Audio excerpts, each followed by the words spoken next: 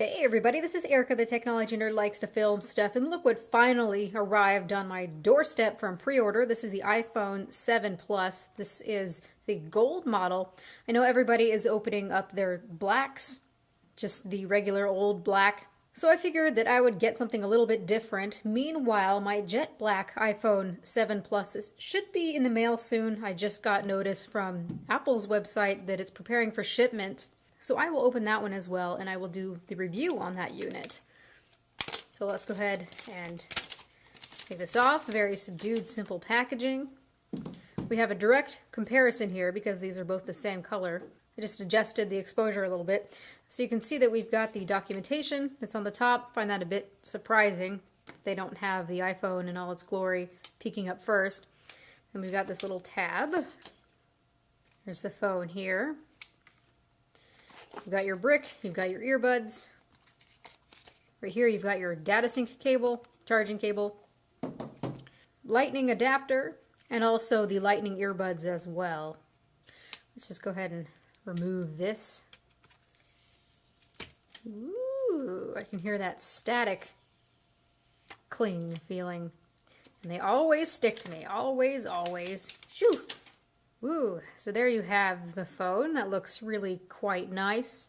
I thought that I wouldn't really like the appearance of this dual camera here, but it's not too bad actually.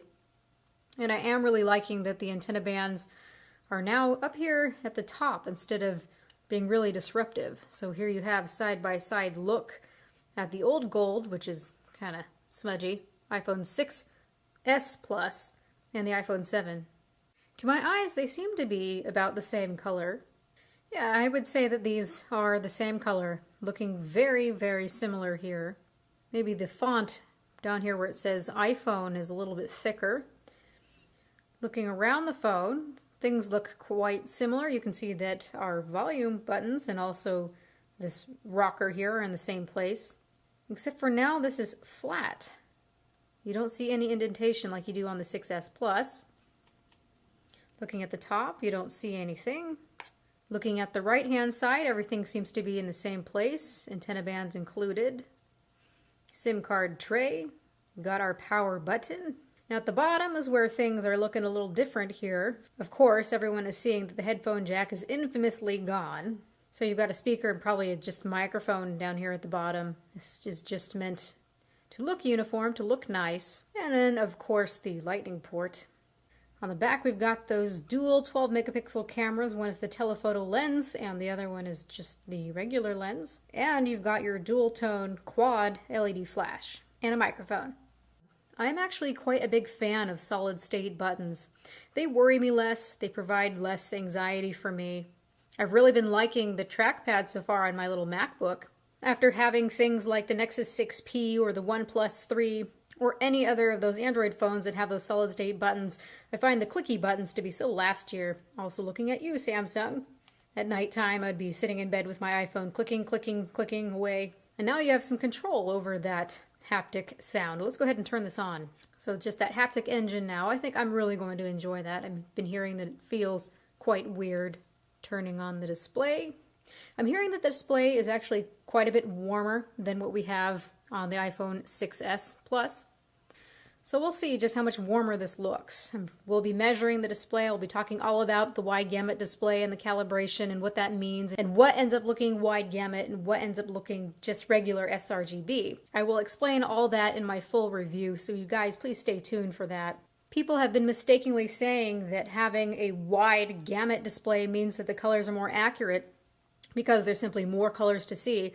But what is understated and what needs to be said is that in order for a wide gamut display to look accurate, you need to have content that's meant for it. If you have content that's meant for a display like this that has sRGB as that color gamut and you put it on this display, all it does is stretch it out and oversaturate the colors so nothing looks right. It's got to be meant for a wide gamut display, encoded for a wide gamut display. And what's really nice here is that Apple is using color management, so we'll see how that works exactly.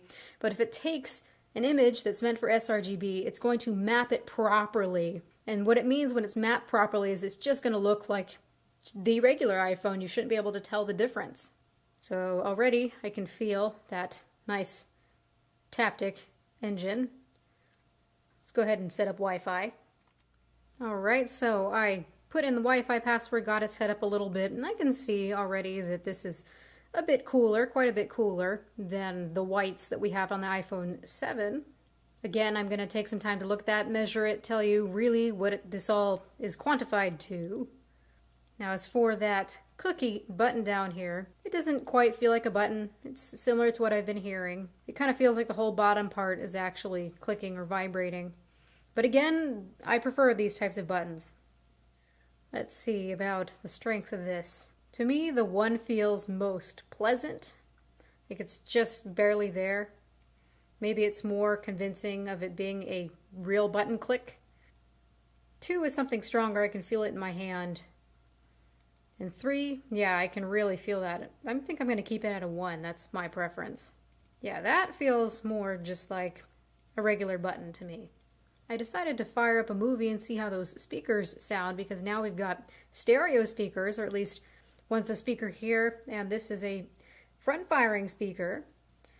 And honestly, it feels a little bit wonky and off balance at first, because I can tell the sound's coming from here and then out the bottom. But if you're cupping it like this, and then you give it some time, your brain seems to adjust to it. It's definitely a lot louder, which is nice.